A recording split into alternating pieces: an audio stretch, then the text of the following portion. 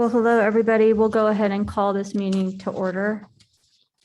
We're going to start with a moment of silence for the victims of yesterday's crime, followed by the Pledge of Allegiance and then some remarks.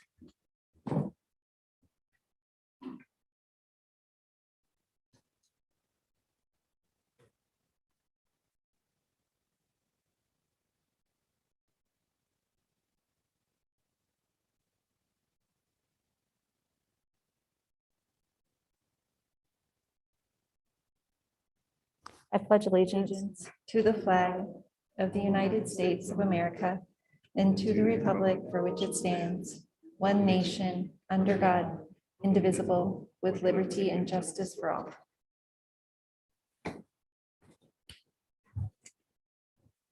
Clerk, will you go ahead and call the roll, actually, and then make some remarks? Agent, Here. Clegg, Here. HALLYBURTON, Here. Sanchez, Here. Thompson, Woodings. Here. 5 present, 1 absent. Thank you. We discussed this morning, but we can't say it enough. So I want to give a couple remarks and then give other council members a chance to speak if they'd like. Yesterday was a really tragic day for Boise. Many people throughout this community are hurting today, whether it be those that were in the mall working or shopping, those that were nearby the mall, those that were hurt, and of course, the families of those who've been lost. I want to thank the people working, shopping, everyday Boiseans that were there, that supported strangers, took care of people in a very chaotic time. And of course, our first responders as well, who showed up on a scene and quickly had to do everything they could to protect our residents. There will be more news that comes out in the coming days, of course. And we've seen a lot of speculation on social media. I'm going to encourage residents to please wait for the information that comes from our investigators and the team of people looking at this. We will share as much as we can as soon as we can. And I'm going to ask, while asking that people refrain from speculation and that you do everything you can to respect the privacy of those that suffered the most from this event, the families of those who have been lost, and each and every individual that experienced this traumatic event and will be feeling the impacts of that for years to come. We will have information, as I said, in inspecting the privacy of individuals while the truth of the matter comes out.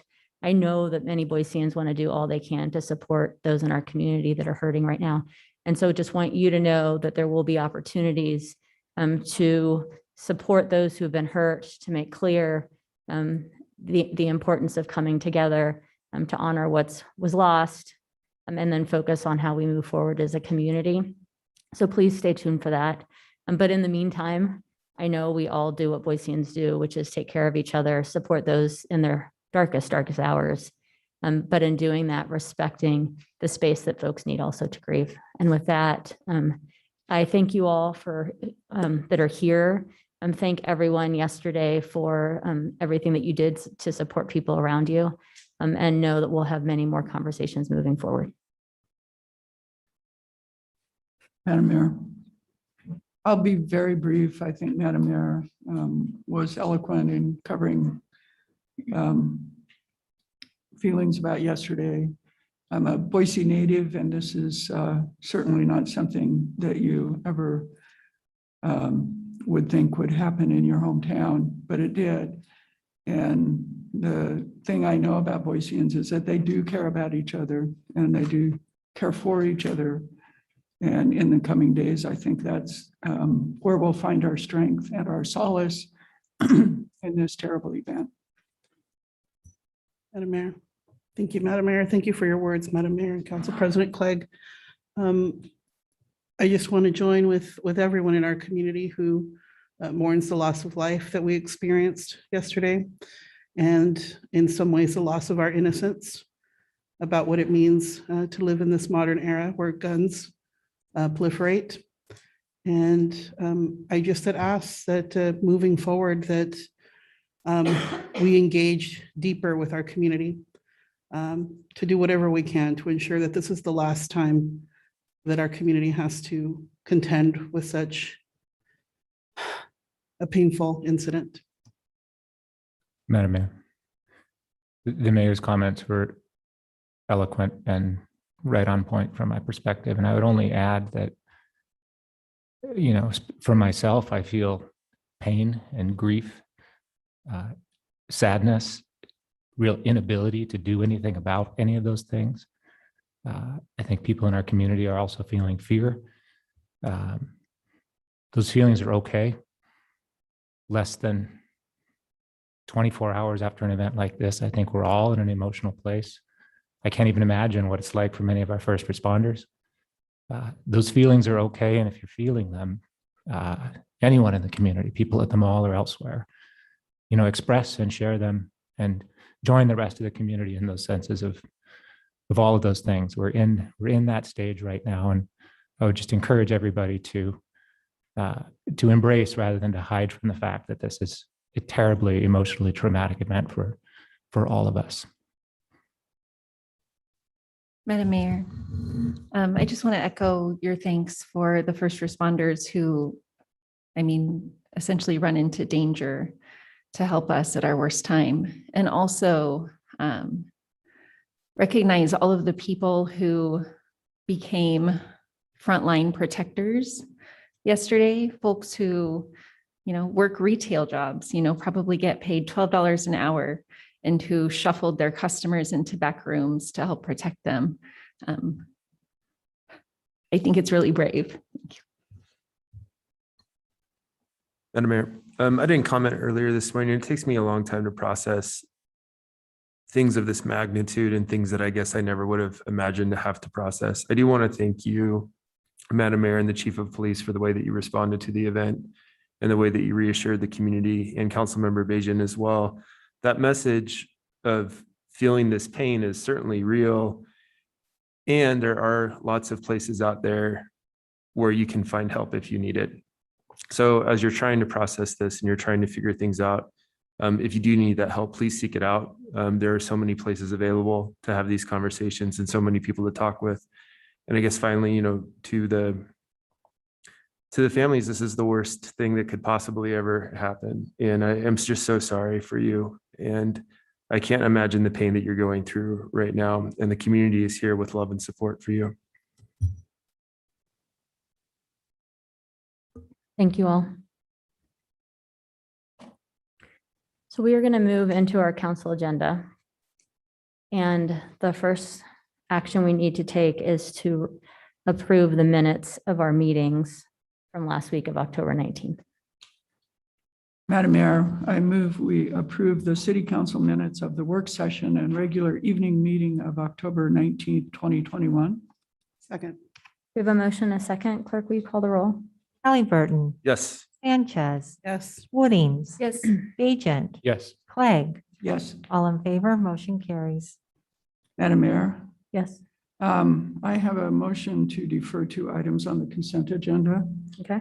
I move that we defer resolution 50221 and 50321 until a date certain of November 9th, 2021, in order to give staff time to provide additional information. Second. We have a motion and a second. Halliburton, Yes. Sanchez, Yes. Woodings, Bajent, Yes. Clegg, Yes, all in favor, motion carries. So next up is the rest of the consent agenda. All items with an asterisk are considered to be routine by the council and will be enacted by one motion. There will be no separate discussion on these items unless a council member or citizen so requests, in which case the item will be removed from the general order of business and considered in its normal sequence. Madam Mayor, I move approval of the consent agenda. Second. Madam Mayor, I have a quick question. Sure. So with the removal of the 2 resolutions, it seems as though the public hearing requests are also impacted. The public hearing requests are for November 16th on those 2 parcels. So it seems as though we might also need to defer that public hearing. I'm sorry, I couldn't quite hear you. Which one? With the deferral of the resolutions, do we also need to defer the public hearing request? We do not, because they've been noticed. Information has been requested related to these two items.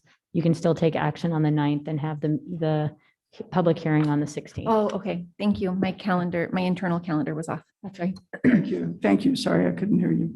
And before there is a roll call vote on this, I just want to flag Resolution 5/12/21 is a resolution allowing for the purchase of land that would be designated for a fire station for Northwest Boise. This is a goal we've had the last 2 years. We made clear that it was a priority for us because it's been so important to Northwest Boise. And I am so glad to see that we were able to move forward, close on this, and then start the conversation about design as well as what's next for the remaining parcel. And this goes without saying, it's key to supporting our residents and the growth occurring in our community in this region. Hear, hear. All right, clerk, will you call the roll? Halliburton, Yes. Sanchez, Yes. Woodings. Yes. Bajent, Yes. Clegg, Yes, all in favor, motion carries. Thank you. We're going to move into ordinances. There's nothing on first, but there is one on second reading. Madam Mayor, I ask unanimous consent that all ordinances on the second reading calendar be read by number and title only and filed for the third reading calendar. Without objection. ORD 46-21. An ordinance CAR 21-00017 for property located at 911 North Shamrock Street, amending zoning classifications of the city of Boise City to change the classification of real property, particularly described in section 1 of this ordinance and adjacent rights of way from R-1A, single-family residential, 2.1 units per acre, to R-1C, single-family residential, 8 units per acre, setting forth a reasoned statement in support of such zone change and provide an effective date. Thank you. And next we have third reading, one item. Madam Mayor, I move that further reading of ordinance 4521 be dispensed with and the record reflect that it has been read for the third time in full. Second. We have a motion, second. Clerk, will you call the roll? Halliburton, Yes. Sanchez, Yes. Woodings, Yes. Bajent, Yes. Clegg, Yes, all in favor, motion carries. ORD 45-21, an ordinance of the City Council of the City of Boise City, Idaho, approving the urban renewal plan for the State Street District Urban Renewal Project, which plan includes revenue allocation financing provisions, authorizing the city clerk to transmit a copy of this ordinance and other required information to county and state officials and other taxing entities, providing severability, approving the summary of the ordinance, and providing an effective date. Madam Mayor, Yes. I move that ordinance 4521 be approved. Second. We have a motion and second. Clerk, will you call the roll?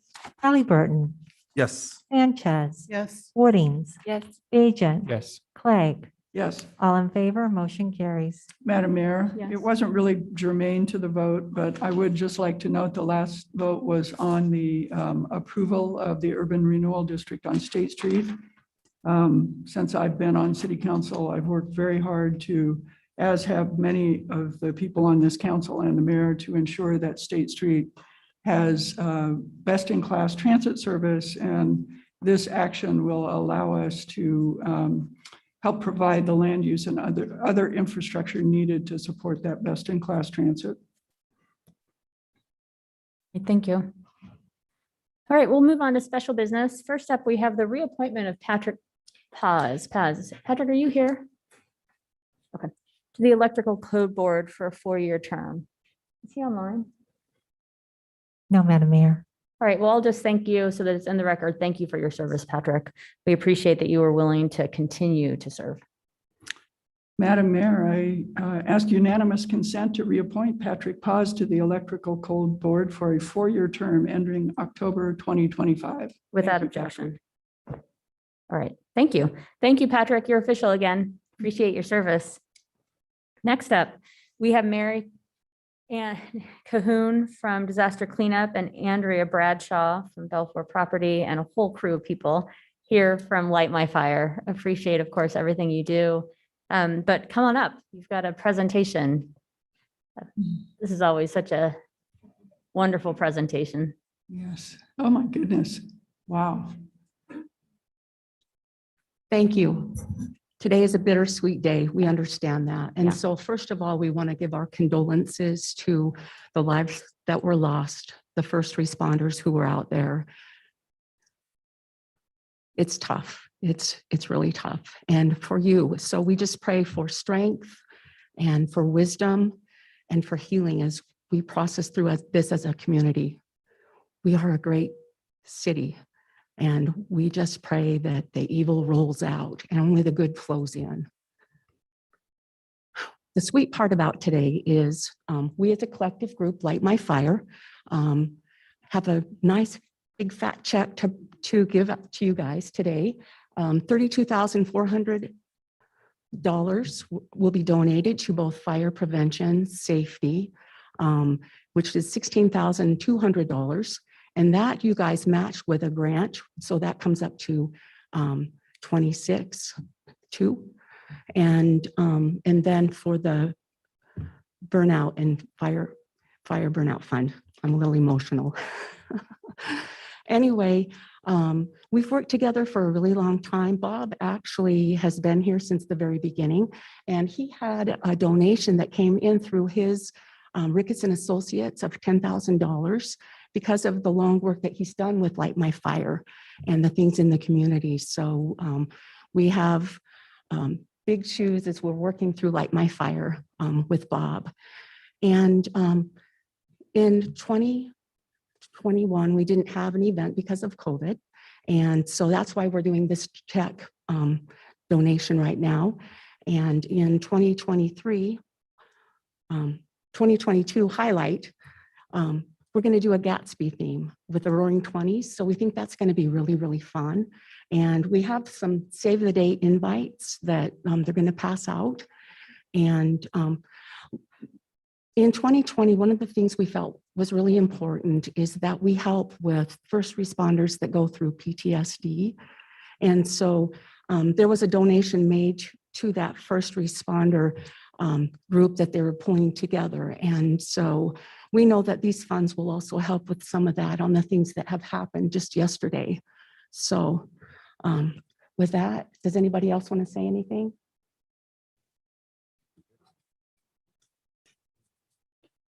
If you don't mind, I just want to thank the Light My Fire Incorporated for all the events they put on for us. I miss them. I really, really miss them. Mary is probably one of the most beautiful people I've ever met. And it means a lot to me that it means a lot to her that she gets to do what they do for us, help us get out there in the public.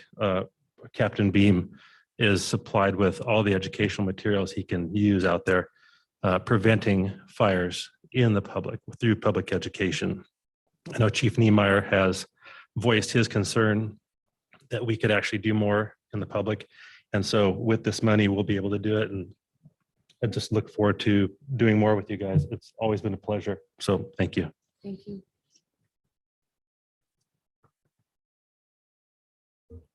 Thank you. So you're just looking at us with this giant check. I imagine that we should all come down below to accept this giant check and take a picture as a group.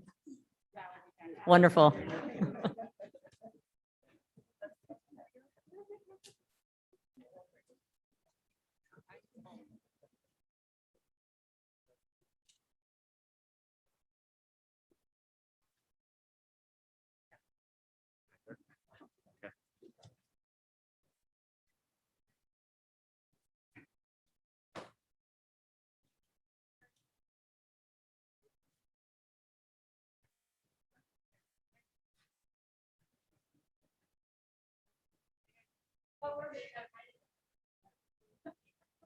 I don't know, it's probably plugged in. We can scoot over this way a little bit and then get in a little tighter.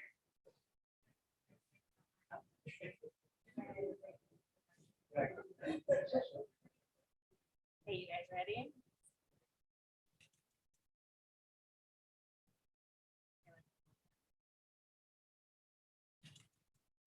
Smile eyes, thank you.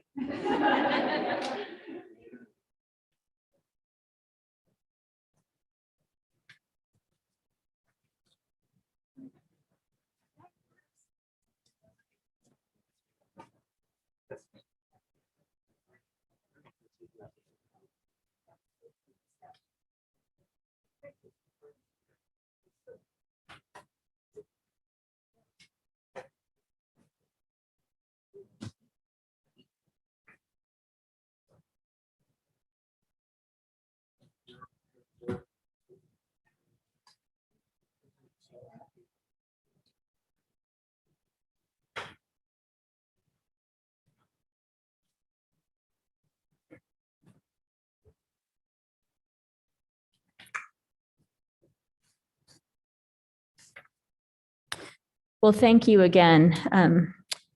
The impact that that donation has on our residents who are unlucky enough to suffer the impacts of fire is huge, of course, as are the impacts on our first responders and the support that it's provided. We really appreciate the whole team of Light My Fire folks that make this possible. Next up, we're going to have a presentation on our child care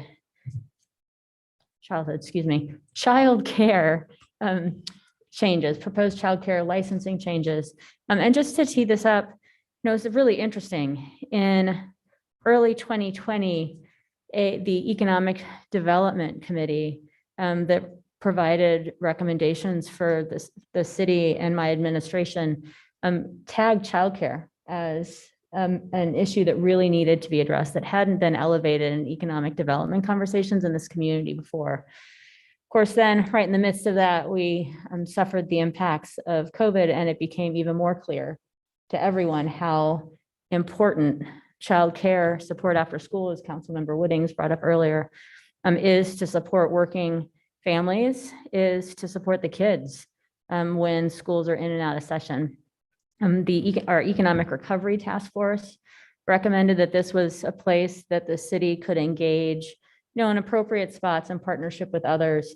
And then because of that, we called together a childcare task force to make real and kind of put on paper the steps that could be taken by a city to support the need for access to affordable childcare, to enough childcare, what have you, for this community, as we look at how we ensure that the foundation is there for a strong economy. And that's really about making sure that we've got strong families with the right opportunities for their kids. And so Jelena is here to report on the task force, but importantly, the next steps that we can take to get your feedback. And then we'll bring some of those things back to make them official. Great.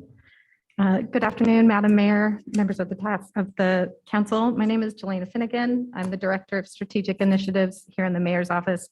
And I am really pleased to be in front of you today to share with you the task force recommendations for direct action and our plans to proceed and seek your affirmative direction in doing so. As the Mayor has mentioned, the City of Boise has a track record of taking significant steps to protect the health and safety of children and be responsive to the childcare industry needs. And it's clear that action is again needed. The industry was already under strain, and the COVID-19 pandemic has made the situation worse. So the task force was assembled in the spring and consisted of a diverse group of local childcare providers, business leaders, and statewide childcare experts. And they were charged with addressing the hurdles to accessing childcare and to also better understand the childcare industry needs, the needs of childcare workers and parents in Boise. They identified 3 areas of focus for taking action, which was licensing, accessibility, and affordability. They developed recommendations, direct actions the city could take, opportunities that for community collaboration that the city could lead, and then actions that the business community could engage in with city support.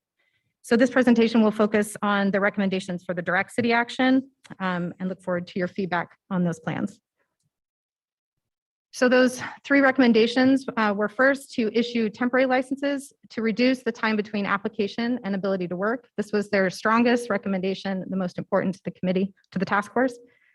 They asked that we waive fees for new and renewal applications to eliminate the financial burden of the application, and that the city directly provide the required CPR and first aid trainings at no or reduced costs. So on the first request, again, this goal was really to reduce the time between application and the ability to work, because this really, we heard from the industry, this impacts their ability to recruit and retain employees, because that gap can mean, they're not earning and they can go find a job in a neighboring city or with another industry and they're not waiting. So it does have a significant impact. The benefit, of course, is that this is of high value to our community partners, particularly during this time of crisis. Spent a good deal of time trying to understand what kind of impact this would have, but the reality is our system is a multi-step process, and our system doesn't allow us to really accurately assess, like, if we made this change, what exactly would the impact be? But we know it will have impact for some workers, and particularly right now where every person counts, it is of high value. The cost is estimated to be about $4,000 to make the system changes and process changes. We also spend a fair amount of time in collaboration with the clerk's office, of course, examining the risk of this change in particular. What we found is that based on the information that we have available to us, I would assess this as a low risk. It was rare, basically non-occurrent for the Child Protection Registry, which is the only step that would be on hold while in a temporary license or in process during a temporary license, that registry check finds additional offenses. But I do want to point out that we can't guarantee no risk. That would be an unfair statement. So our recommendation is that we do change the code to allow for a temporary license when all the other requirements except the Child Protection Registry are complete, and that is what is allowed by federal law. So we can't speed up any other portions of the background check requirements. Like volunteers, we would request that temporary license holders must always be directly supervised and never left alone with children. We would request that temporary license holders do count towards staff-child ratio requirements. We heard really clearly from the industry that particularly small business owners would really suffer if we did not have this measure. And we would like the licenses to look very distinguishable from a regular license so that parents, providers, and our own enforcement officers can easily identify temporary workers. We would ask that the providers assume the risk and monitor compliance as we part of, if we found that they were not in compliance, that we could take action. The second recommendation that they had was to waive all fees for new and renewal. Again, to reduce the financial barrier, as childcare workers are typically low wage workers, and every dollar can be a barrier. Our recommendation is that we do proceed with this with some caveats. We'd like to first focus on new applications. That is on average about over 600 applicants each year. And we do this on a temporary basis so we can better gauge impact and sustainability of this change. And primarily the use of, if we can use ARPA to make this funding happen, that we seek those dollars first. And we are working with legal and with our federal grants folks to see how we might be able to make that work. The cost is estimated somewhere between about $56,000 because it's $81.75 per application between fees and other processing fees. The third request was that we directly provide the CPR, first aid, and training. Again, the goal of this is to reduce the financial barrier. On average, the private market charges about $50 for someone to complete these trainings. Our recommendation is we actually just address the financial impact directly, and instead of the city providing that service and perhaps being in potential competition with the private market, that we instead partner with private and public providers, either through a scholarship or subsidy or some other mechanism.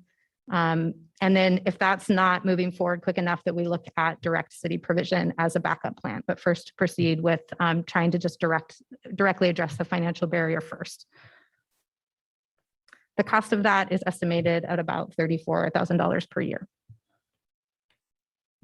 In addition, the clerk's office identified additional improvements to customer service that I think are really exceptional, and I was really excited to share with you. I think these will actually make significant improvements, as we've learned from our data collection that many times the delay in receiving and completing the process is somebody simply not completing all of the steps. And so the first thing we'd like to do is to create a handout that's a checklist with the next steps clearly marked and a staff name written down so that that person knows who to contact for assistance. So just an easier and clearer pathway for folks. We'd like to make some website and portal improvements to make information a little more intuitive and accessible for everyone involved. And then in the next year, continue to investigate. There was about 43% of the new applicants that we looked at in 2020 that took 11 to 30 days to process. And we'd like to examine what exactly happened with those folks so we can really continue to make those improvements. And then we're really excited about a potential partnership with the state to improve the coordination between the city and the state and other cities that have similar licensing requirements to make sure that there's not bottlenecks on either end. So I anticipate actually between these changes, we'll see significant improvements in the time to process. So our next steps with your approval would be to draft out the ordinance to allow for the temporary licenses, to create those mechanisms to reduce the financial barriers, and then to implement the customer service improvements. Would like to stand for any questions and feedback that you may have for me. Madam Mayor. First, strong support. I think this is great. Second, just some specific questions. On slide 5, there's discussion about the temporary licensing. And then, as I understand it, the Child Protection Registry is a list of people with some sort of history that would preclude them from being a child care provider in some way, maybe domestic abuse or something like that. And I understand this to say you can get a temporary license when all the other requirements except for this one are, blah, blah, blah. I'm sorry, I'm a little inarticulate here. My question is, how temporary are these licenses? And outside the Child Protection Registry, for example, if somebody failed some element of licensure while the temporary license is in place, would they be permitted to continue to hold a temporary license, or would that cause their license to be yanked? That's the first question. Then the second question is just how temporary are they? Could somebody theoretically hold a temporary license for many years in the city of Boise, or does it time out at some point? I'll ask Jamie to answer the timeout question, but I believe your first question was, if something was found on the child registry check, what action would be taken? We'd like to ask that the applicant will provide the name of their employer, and we will contact both the employer and the applicant to let them know they need to stop work immediately. Thank you. And so it was a terrible question I asked you, but I was just trying to clarify that the temporary license would never be used as an avenue to take care of children after we know that somebody fails some element of licensure. No. Thank you. Madam Mayor, council member, with regards to how temporary the licenses are, we would want to make that determination. It would be probably 45 to 60 days. The reason for that is because other states are required to provide that child protection registry information within 45 days by law. So those federal requirements would need to be met by that time. So again, in order for them to get those results within 45 days, be able to get that information from us, again, probably 45 to 60 days would be the limit of that temporary license. Thank you. Madam Mayor, one follow-up. I think this is for you. As an applicant transitions from a temporary license to a permanent license, do the temporary licensure fees then apply towards their permanent licensure fees, or does somebody inadvertently end up paying double fees, one for a temporary and one for a permanent? Thank you for the question, Madam Mayor, council member. No, we would not want to double charge them. It should be a seamless process. Thank you. Madam Mayor, thank you. Thank you so much for that presentation. It's exciting to hear that we're removing barriers to provide childcare for our citizens. I'm wondering, is this new system, are we creating an avenue for folks who may not be English proficient? I know that we tend to have folks overrepresented from minority communities. English as a second language folks tend to be in those childcare roles. So just checking to see if we have that for them as well.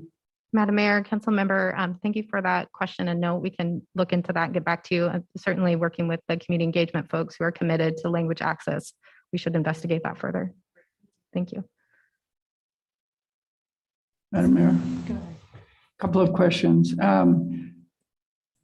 First, just for the public record, what's changed since we made a decision some years ago not to do temporary licensure is that the other requirements that we have on the license give us confidence that the person who we're giving that temporary license to is very, very, very likely to make it through the Child Protection Registry. Like you said, there's no guarantees, but we've turned this down before, but it's my understanding that we now have other things in place that make it okay to do. Is that correct? Yeah, thank you, Madam Mayor and Council Member. Yes, we have looked at the data, and again, based on what we can see, it would be very rare for a person to make it both through the state and federal background check process, and then be denied at the child registry check. Okay. And then the 33,000-ish that it will cost to support the CPR, do we have a recommendation yet for where that will be funded from? Thank you, Madam Mayor, Council President. The first recommendation is to investigate how we might use ARPA. So we are allowed to do bonus pay, for example, for eligible workers, and pursuing that avenue. If not, one-time funds, I would seek one-time funds to do that on a temporary basis. And then final question, how long will it take to draft the language for the ordinance?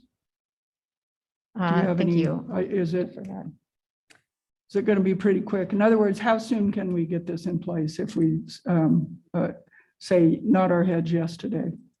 Madam Mayor, Councilmember Clegg, I would certainly need to work with our legal department on timelines and priorities.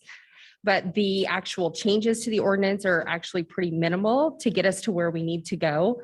It's really the system enhancements that would take the longest amount of time.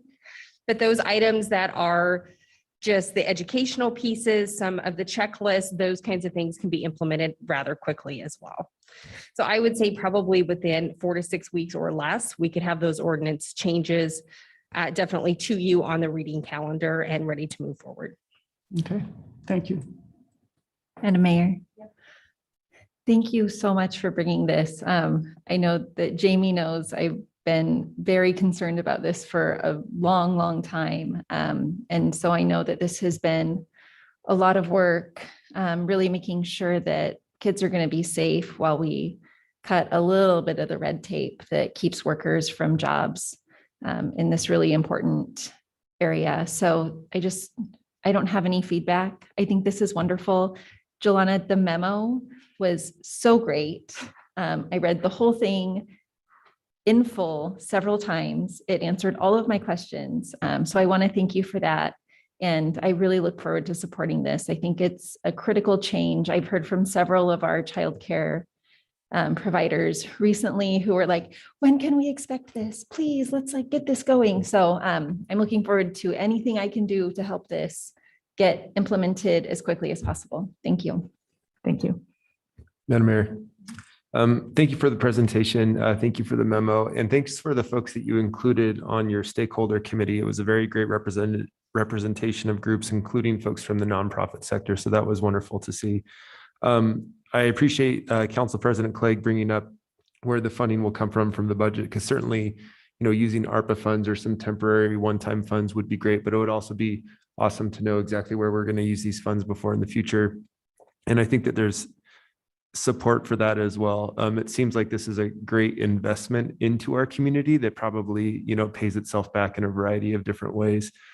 The final thing, kind of speaking to what Councilmember Sanchez brought up, is we know that we have a lot of new American and refugee childcare providers in Boise, and a lot of them are through Janice's EO program or help them get started. So I do think we have some great partners to work with in getting that information out there, because any changes in communication, especially things that are temporary, things that are going to be done for 2 years and then maybe changed and adjusted, that ongoing communication is super, super important, especially in those communities. So thank you so much.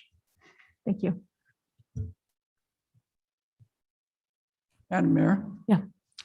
So I think a motion is probably in order. I would move that we support the recommendations brought before us, that we direct staff to move forward on making any changes that they need to make and designing any education and outreach that's necessary, with special consideration to those potential childcare workers for whom English is a second language, and that we direct staff to prepare the code language and set it for a one-day reading as soon as practical. Okay. We have a motion and a second. Any discussion? Well, I won't be voting, but want to thank Jelena and Jamie, and of course Shirley O'Neill, who managed this task force and worked quite a bit on it. It was important to her to see this through. before she decided for family reasons, she needed to be home this coming year. And of course, the task force that came together with Shirley's facilitation to address this issue to help us determine how best we can be supportive in a way that gets our childcare providers what they need to be able to provide the care that our residents need for our kiddos. And with that, I want to thank you all, really appreciate it. And know that there's, we'll be taking a look at this as it comes for 3 readings. And then always open to other suggestions or steps that we can take to be further supportive of economic opportunity for our families here. Madam Mayor, Yes. if I could just briefly, I just want to make sure and express my thanks also to the task force and to the staff members who staffed it. You did a great job. It's really clear to me from conversations and other outreach with constituents that this is an incredibly important issue right now, that finding childcare is very difficult, and whatever we can do to ensure that there are enough childcare workers to help with that is going to be very important. At the same time, recognizing that while there is a very small risk with these temporary licenses, we now have processes in place to ensure that even the holders of those temporary licenses have gone through a quite rigorous process to ensure that they're both capable and have no restrictions that would stop them from being childcare worker. So thank you for your work. Madam Mayor, thank you. Just speaking to that, I think what Council President Clegg said is true. If folks are willing to be a part of this process, most likely they're safe individuals. And I think about the reality of what parents are forced to do when they don't have formal daycare. They may rely on members of their community who are not going to go through this rigorous vetting process. I myself am a survivor of childhood sex abuse because of that. And so I know firsthand the value of having this put in place. And as you said, no risk. You can't guarantee that, but you very much lessen the risk of having a family be harmed in doing the best that they can when they don't have the support from their community. So you are doing really great work. Thank you. Hey, Clerk, will you go ahead and call the roll? Halliburton, Yes. Sanchez, Yes. Woodings, Yes. Bajent, Yes. Clegg, Yes. all in favor, motion carries. Thank you. And with that, we have no executive session. So Well, Madam Mayor, I Yes. move we adjourn. Second. a motion and second, all in favor? Hi. Aye. We're adjourned. Thank you. Thank you.